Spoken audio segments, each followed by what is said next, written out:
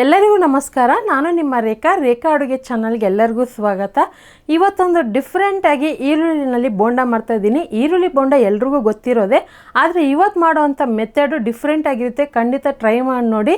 ಈ ರೆಸಿಪಿನ ನೀವು ಬೆಳಗ್ಗೆ ಬ್ರೇಕ್ಫಾಸ್ಟಾಗೂ ಮಾಡ್ಕೋಬೋದು ಅಥವಾ ಸ್ನ್ಯಾಕ್ಸ್ ಆಗಿ ಕೂಡ ಮಾಡ್ಕೊಂಡು ತಿನ್ಬೋದು. ತುಂಬಾ ರುಚಿಯಾಗಿ ಒಂದು ಸಿಂಪಲ್ ರೆಸಿಪಿ, ಎಲ್ಲ ಮನೆಯಲ್ಲಿರುವಂಥ ಇಂಗ್ರೀಡಿಯೆಂಟ್ಸ್ ಇಟ್ಕೊಂಡು ನಿಮಗೆ ತೋರಿಸ್ಕೊಡ್ತಾ ಇದ್ದೀನಿ. ಆದರೆ ನೀವು ಮಾಡಬೇಕಾಗಿರೋದಿಷ್ಟೇ, ಈ ವಿಡಿಯೋ ನೋಡಿದ ಮೇಲೆ ಖಂಡಿತ ಒಂದು 2000 ಲೈಕ್ ಆದರೂ ಮಾಡಿ, ಖಂಡಿತ ನಾನು ಇಷ್ಟಪಡ್ತೀನಿ. ಕಮೆಂಟ್ ಮಾಡಿ, ಹಾಗೆ ನಿಮ್ಮ ಫ್ಯಾಮಿಲಿ ಫ್ರೆಂಡ್ಸ್ ಜೊತೆನೂ ಶೇರ್ ಮಾಡಿ. ಹೊಸದಾಗಿ ನನ್ನ ಚಾನಲ್ ನೋಡ್ತಾ ಇದ್ದರೆ ಪ್ಲೀಸ್ ರೇಖಾ ಅಡುಗೆ ಚಾನಲ್ನ ಸಬ್ಸ್ಕ್ರೈಬ್ ಮಾಡ್ಕೊಳ್ಳಿ. ಬನ್ನಿ ಇವಾಗ ಬೋಂಡ ರೆಸಿಪಿ ಯಾವ ರೀತಿ ಮಾಡೋದಂತ ನೋಡ್ಕೊಬರೋಣ.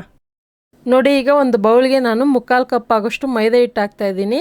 3/4 ಕಪ್ ಸಾಕಾಗೋದಿಲ್ಲ, ಇನ್ನೂ ಅರ್ಧ ಕಪ್ ಬೇಕಾಗುತ್ತೆ. ಆದರೆ ಯಾವಾಗ ಹಾಕೋದಂತ ಹೇಳ್ತೀನಿ. ಈಗ 3/4 ಕಪ್ ಮೈದಾ ಹಿಟ್ಟು ಹಾಕಿದ ಮೇಲೆ 1/4 ಕಪ್ ಆಗೋಷ್ಟು ಅಕ್ಕಿ ಹಿಟ್ಟು ಹಾಕ್ಕೊತಾ ಇದ್ದೀನಿ. ಅರ್ಧ ಟೀ ಸ್ಪೂನ್ ಜೀರಿಗೆ ಹಾಕ್ಕೊತಾ ಇದ್ದೀನಿ. ಜೀರಿಗೆ ಫ್ಲೇವರ್ ಬೇಕಂದರೆ ಇನ್ನೂ ಸ್ವಲ್ಪ ಹಾಕ್ಕೊಬೋದು. ಮತ್ತು ಇಲ್ಲಿ ಅರ್ಧ ಕಪ್ ಆಗೋಷ್ಟು ಮೊಸರು ಹಾಕ್ಕೊತಾ ಇದ್ದೀನಿ. ಈ ಬೋಂಡಾಗೆ ಮೊಸರು ಹಾಕೋದ್ರಿಂದ ನಿಮಗೆ ಫ್ಲೇವರು ಟೇಸ್ಟು ತುಂಬಾ ಚೆನ್ನಾಗಿರುತ್ತೆ, ತಿನ್ನೋದಕ್ಕೆ ಸ್ಪಾಂಜಿಯಾಗಿರುತ್ತೆ. ಹಾಗೆ ಇದಕ್ಕೆ ಅರ್ಧ ಕಪ್ ಆಗೋಷ್ಟು ನೀರು ಹಾಕ್ಕೊತಾ ಇದ್ದೀನಿ. ಇದೆಲ್ಲ ಹಾಕಿದ ಮೇಲೆ ಒಂದು ಸಾರಿ ಮಿಕ್ಸ್ ಮಾಡ್ಕೊಳ್ಳೋಣ. ಈ ರೆಸಿಪಿಗೆ ಮಿನಿಮಮ್ ಆದರೂ 1.5 ಕಪ್ ಆಗೋಷ್ಟು ಮೈದಾ ಹಿಟ್ಟು ಬೇಕು. ಆದರೆ ಇವಾಗ 3/4 ಕಪ್ ಹಾಕಿದ್ದೀನಿ. ನೆಕ್ಸ್ಟ್ ಇನ್ನು ಅರ್ಧ ಕಪ್ಪು ನಾನು ಆನಂತರ ಹಾಕ್ತೀನಿ. ಅದೇ ಇದಕ್ಕೊಂದು ಸೀಕ್ರೆಟ್ ಇಂಗ್ರೀಡಿಯೆಂಟ್ಸು ಸೇರಿಸ್ತೀನಿ, ಅದು ಕೂಡ ಈ ವಿಡಿಯೋ ಮಧ್ಯದಲ್ಲಿ ಹೇಳ್ತೀನಿ ನಾನು. ಈಗ ಇದನ್ನೆಲ್ಲ ಮಿಕ್ಸ್ ಮಾಡಿದ ಮೇಲೆ ಕರ್ಬೇವಿನ ಸೊಪ್ಪು ಒಂದು 2 ಟೇಬಲ್ ಸ್ಪೂನ್ ಹಾಕ್ಕೊತಾ ಇದ್ದೀನಿ. ಕೊತ್ತಂಬರಿ ಸೊಪ್ಪು ಒಂದು 2 ಟೇಬಲ್ ಸ್ಪೂನು. ಆದಷ್ಟು ಎಲ್ಲ ಚಿಕ್ಕ ಚಿಕ್ಕದಾಗಿ ಕಟ್ ಮಾಡಿ ಹಾಕ್ಕೊಳ್ಳಿ. ಬೇಕಂದರೆ ಇದಕ್ಕೆ ನೀವು ಕ್ಯಾರೆಟ್ ತುರಿನೂ ಹಾಕ್ಕೊಬೋದು. ಒಂದು 3 ಹಸಿಮೆಣ್ಸಿನ್ಕಾಯಿ ಹಾಕ್ಕೊತಾ ಇದ್ದೀನಿ. ಇದಕ್ಕೆ ಖಾರ ಮೇನ್ ಇಂಗ್ರೀಡಿಯೆಂಟ್ಸ್ ಹಸಿಮೆಣ್ಸಿನ್ಕಾಯಿನೇ. ನಿಮ್ಗೆ ಎಷ್ಟು ಬೇಕೋ ಅಷ್ಟು ಹಸಿಮೆಣ್ಸಿನ್ಕಾಯಿ ಹಾಕ್ಕೊಳ್ಳಿ. 1 ಟೀ ಸ್ಪೂನ್ ಆಗೋಷ್ಟು ಶುಂಠಿನ ಚಿಕ್ಕ ಚಿಕ್ಕದಾಗಿ ಕಟ್ ಮಾಡಿ ಹಾಕ್ಕೊಂಡಿದ್ದೀನಿ. ಹಾಗೆ ರುಚಿಗೆ ತಕ್ಕಷ್ಟು ಉಪ್ಪು ಹಾಕ್ಕೊತಾ ಇದ್ದೀನಿ. ಇದೆಲ್ಲ ಹಾಕಿದ ಮೇಲೆ ಇನ್ನೊಂದು ಸ್ವಲ್ಪ ಹಾಕ್ಕೊತೀನಿ ನೀರು. ಸುಮಾರು ಒಂದು 2 ಟೇಬಲ್ ಸ್ಪೂನ್ ಹಾಕ್ಕೊತೀನಿ, ಜಾಸ್ತಿ ಬೇಕಾಗೋದಿಲ್ಲ. ಹಾಕ್ಕೊಂಡು ಇದನ್ನು ಮಿಕ್ಸ್ ಮಾಡ್ಕೊಳ್ಳೋಣ ಒಂದು ಸರಿ. ಈ ಥರ ಮಿಕ್ಸ್ ಮಾಡೋದ್ರಿಂದ ಹಿಟ್ಟಿಗೆ ಚೆನ್ನಾಗಿ ನಾವು ಹಾಕಿರೋಂಥ ಕೊತ್ತಂಬರಿ ಫ್ಲೇವರು, ಹಸಿಮೆಣ್ಸಿನ್ಕಾಯಿ ಖಾರ ಎಲ್ಲ ಚೆನ್ನಾಗಿ ಅಬ್ಸರ್ವ್ ಆಗುತ್ತೆ. ಅದಕ್ಕೋಸ್ಕರ ಈ ಥರ ಮಿಕ್ಸ್ ಮಾಡ್ಕೋಬೇಕು. ಸೊ ನೋಡ್ತಾ ಇರ್ಬೋದು, ಇವಾಗ ಹಿಟ್ಟು ಸ್ವಲ್ಪ ಗಟ್ಟಿಯಾಗಿದೆ ಅಲ್ವಾ, ಈ ಥರ ಕಲಿಸ್ಕೊಬೇಕು ಚೆನ್ನಾಗಿ. ಇದನ್ನು ನಾವು ಯಾವ ರೀತಿ ಮಿಕ್ಸ್ ಮಾಡ್ತಿರೋ ಅಷ್ಟೇ ಸೂಪರಾಗಿ ಬರುತ್ತೆ. ಹಾಗೆ ಇದಕ್ಕೆ ಒಂದು 1/4 ಟೀ ಸ್ಪೂನ್ ಸೋಡಾ ಹಾಕ್ಕೊತಾ ಇದ್ದೀನಿ. ಸೋಡಾ ಹಾಕ್ಕೊಂಡು ಇದನ್ನು ಮಿಕ್ಸ್ ಮಾಡ್ಕೊಳ್ಳೋಣ. ಲಾಸ್ಟಲ್ಲಿ ಹಾಕೋದಕ್ಕಿಂತ ಸ್ವಲ್ಪ ಮುಂಚೆನೇ ಹಾಕಿ, ಯಾಕಂದರೆ ಇದು ನೆಂದಷ್ಟು ಚೆನ್ನಾಗಿ ಬರುತ್ತೆ ಬೋಂಡ, ಅದಕ್ಕೋಸ್ಕರನೇ.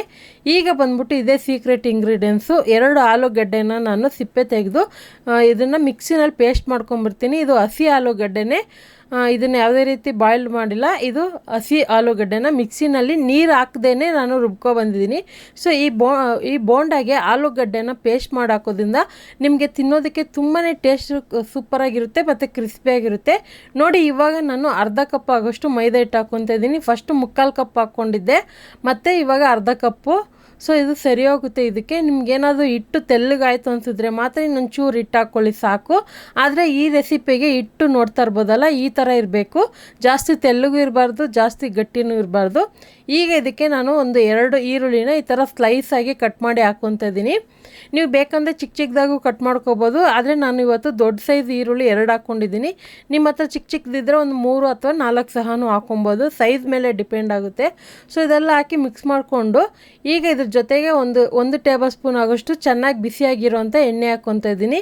ಈ ಥರ ಎಣ್ಣೆ ಹಾಕೋದ್ರಿಂದ ನಿಮಗೆ ಬೋಂಡ ಅನ್ನೋದು ಕ್ರಿಸ್ಪಿಯಾಗಿ ಬರುತ್ತೆ ಮತ್ತು ಎಣ್ಣೆ ಜಾಸ್ತಿನೂ ಹೀರ್ಕೊಳ್ಳೋದಿಲ್ಲ. ಈಗ ಇದನ್ನು ಮಿಕ್ಸ್ ಮಾಡಿದ ಮೇಲೆ ಎಣ್ಣೆ ಕೂಡ ಚೆನ್ನಾಗಿ ಕಾದಿದೆ. ಇವಾಗ ಬೋಂಡ ಮಾಡ್ಕೊಳ್ಳೋಣ. ಸೊ ಇದು ತಕ್ಷಣಕ್ಕೆ ಮಾಡೋವಂಥ ರೆಸಿಪಿ, ತುಂಬಾ ರುಚಿಯಾಗಿರುತ್ತೆ. ಬೆಳಗ್ಗೆ ತಿಂಡಿಗೂ ನೀವು ಇದ್ರ ಜೊತೆಗೆ ಕಾಯಿ ಚಟ್ನಿ ಅದೆಲ್ಲ ಸೂಪರಾಗಿರುತ್ತೆ ಕಾಂಬಿನೇಷನು. ತಿನ್ನೋದಕ್ಕೂ ಸೂಪರ್ ಟೇಸ್ಟು. ಖಂಡಿತ ನೀವು ಯಾವತ್ತೂ ಟ್ರೈ ಮಾಡಿಲ್ಲ, ಒಂದು ಸರಿ ಟ್ರೈ ಮಾಡಿ ನೋಡಿ, ಇಷ್ಟಪಡ್ತೀರಾ. ಈಗ ನಿಮ್ಗೆ ಯಾವ ಸೈಜಿಗೆ ಬೇಕೋ ಆ ಸೈಜ್ಗೆ ಬೋಂಡ ಹಾಕ್ಕೋಬೋದು. ಈರುಳ್ಳಿನ ಮಾತ್ರ ನೀವು ಚಿಕ್ಕ ಚಿಕ್ಕದಾಗಿ ಬೇಕಂದರೆ ಕಟ್ ಮಾಡಿ ಹಾಕ್ಕೊಬೋದು. ಇನ್ನೂ ತರಕಾರಿಗಳು ಬೇಕಂದರೆ ಇದ್ರ ಜೊತೆಗೆ ನೀವು ಕ್ಯಾರೆಟ್ ತುರಿ, ಎಲೆಕೋಸು ಆ ಥರ ಕೂಡ ಮಿಕ್ಸ್ ಮಾಡ್ಕೊಬೋದು. ಈಗ ಇದನ್ನು 2 ಕಡೆ ಚೆನ್ನಾಗಿ ಫುಲ್ ಗೋಲ್ಡನ್ ಕಲರಾಗಿ ಕ್ರಿಸ್ಪಿಯಾಗಿ ಬರೋ ಥರ ನೀವು ಬೇಯಿಸ್ಕೋಬೇಕಾಗುತ್ತೆ. ಮೀಡಿಯಮ್ ಫ್ಲೇಮಲ್ಲಿ ಇಟ್ಕೊಂಡೆ ಬೇಯಿಸ್ಕೊಳ್ಳಿ.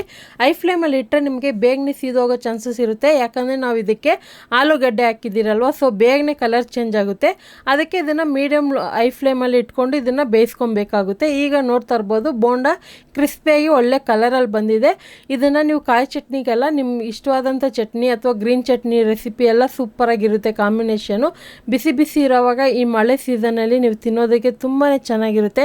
ಯಾಕಂದರೆ ಇದೆಲ್ಲ ಮನೆಯಲ್ಲಿರೋಂಥ ಇಂಗ್ರೀಡಿಯೆಂಟ್ಸು, ನಾವು ಯಾವಾಗ ಬೇಕೋ ಆವಾಗ ಫ್ರೆಶ್ ಆಗಿ ಈಸಿಯಾಗಿ ಮಾಡ್ಕೋಬೋದು. ಇದೇ ಥರ ತುಂಬ ರೆಸಿಪಿ ನನ್ನ ಚಾನಲಲ್ಲಿದೆ, ನೀವೇನಾದರೂ ನೋಡಿಲ್ಲ ಅಂದರೆ ಒಂದ್ಸರಿ ಚೆಕ್ ಮಾಡಿ.